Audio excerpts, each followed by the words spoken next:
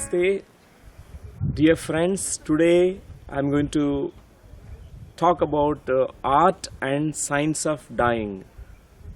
This is the theme for this newsletter. We call this newsletter as Living Wisdom, which comes from Life University. So there is always a deep mystery about death. All human beings, they also carry this mystery towards life as well. We are so focused on life, but we also sometimes fear so much about the death because we don't know what happens after death.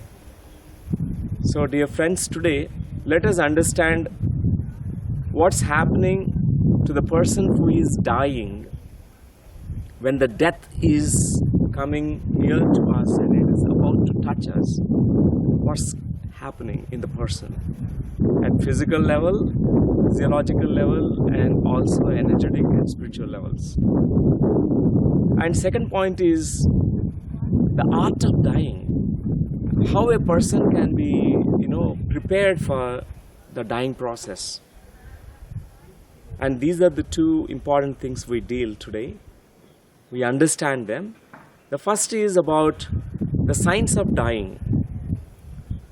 When the death is happening, a person who is dying, the life force starts withdrawing from the physical body.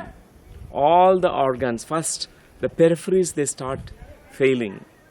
There's a book written on this. It's called The Art of Dying, Death and Dying by the Tibetan masters, Tibetan Buddhist masters. Tibetan Book of Death and Dying. So they reported the experience of how the death happens in a human being, how the peripheries, they become cold, and slowly the organs, they start failing one after the other. At that moment, most of us, we are gripped with so much fear because we do not know what's going to happen next moment. But a person who knows the science of dying, that the physical body is dying, but there is deathless soul, the soul which is going to survive or going to live even after death. So such people who carry this awareness, who has done some sadhana practice, they have some kind of astral travel or out-of-body experiences beforehand, they know that they're leaving the body, they're vacating the body. It doesn't mean that they're dying in that moment. So in such cases, they vacate the body slowly. And after a few days, even the etheric body, the pranamaya kosha also, it is going to be disintegrated. Then the soul first goes to astral worlds, then from there to the causal worlds. If an advanced soul, they can go to even much higher planes, higher worlds. This is how the whole death process happens. So, the art of dying, a person who is dying can die graciously. So, a person who is dying can be prepared. There can be some kind of guidelines because death is so inevitable. Like life, how it has happened to us, how we came into this life, we also one day or other going to die, and we can actually be so understanding about the death and open to the mystery of death. And a person who is fearless can die from the higher energy centers, not from the lower energy centers. Otherwise we vacate the body from our lower chakras. Otherwise a person who has elevated consciousness, expanded awareness, and they vacate the body from the higher centers, like a third eye or the Sahasrara. And people who are actually around a dying person, if they're grieving too much, they also make the person to cling to the earth plane a lot. A person who is dying also needs to be supported.